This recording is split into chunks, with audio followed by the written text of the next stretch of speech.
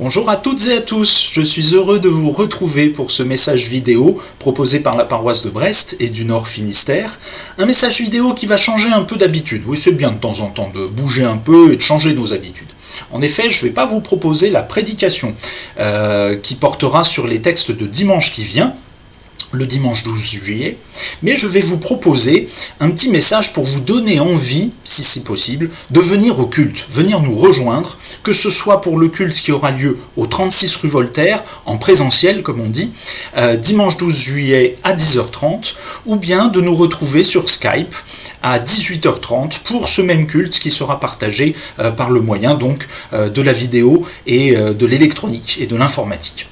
Pourquoi j'ai envie de vous donner envie de participer au culte? Parce que, bien sûr, la prédication dans la théologie protestante, c'est vraiment ce qu'il y a au cœur du culte. C'est vraiment le plus important.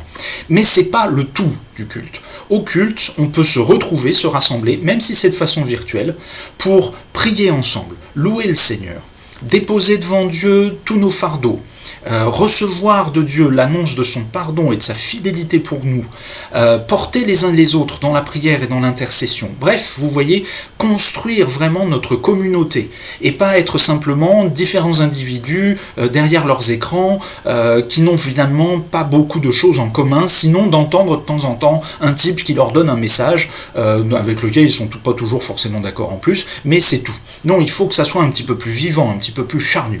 Et donc pour ça, je voudrais vous proposer donc une première vidéo maintenant, qu'on va appeler le before, parce que c'est vachement à la mode ça.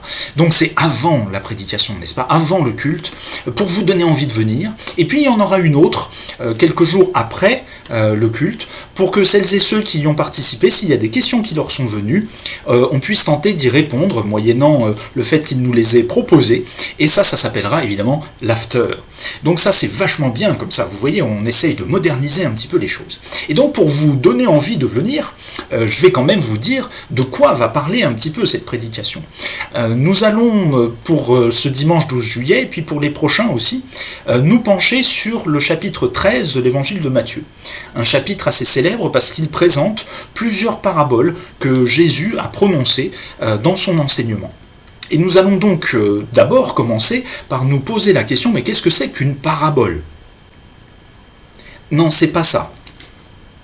Non, c'est pas ça non plus. Moi, je suis pasteur, je suis pas prof de maths. Non, mais on va pas faire un jeu, c'est pas un rébus non plus. Non, non. Ah, là, on s'approche un petit peu quand même, oui. Bon, j'espère que ça va être un petit peu moins laborieux au moment de la prédication. Mais donc, oui, qu'est-ce que c'est qu'une parabole et pourquoi Jésus a employé ce type de discours dans son enseignement de façon assez privilégiée d'ailleurs? Et puis, en quoi cette parabole précise, qui est la parabole du semeur, qu'est-ce qu'elle peut vouloir nous dire et est-ce qu'on peut en tirer encore des choses pour nous aujourd'hui, de manière vivante? Et puis, comme c'est un petit peu notre thème pour toute l'année, en quoi, lorsque Jésus a prononcé cette parabole, il est venu accomplir une parole du Premier Testament. C'est celle qui nous est proposée dans le lectionnaire en lecture parallèle à ce passage de l'évangile de Matthieu. C'est le début du chapitre 13, les versets 1 à 23. On nous propose de lire aussi dans le livre du prophète Ésaïe, au chapitre 55, deux versets que je vous lis maintenant. Ce sont les versets 10 et 11. La pluie et la neige descendent du ciel et n'y retournent pas sans avoir arrosé la terre, sans l'avoir fécondée et avoir fait germer ses plantes, sans avoir fourni de la semence au semeur et du pain à celui qui mange. Il en va de même pour ma parole, celle qui sort de ma bouche. Elle ne revient pas à moi sans effet, sans avoir fait ce que je désire et rempli la mission que je lui ai confiée.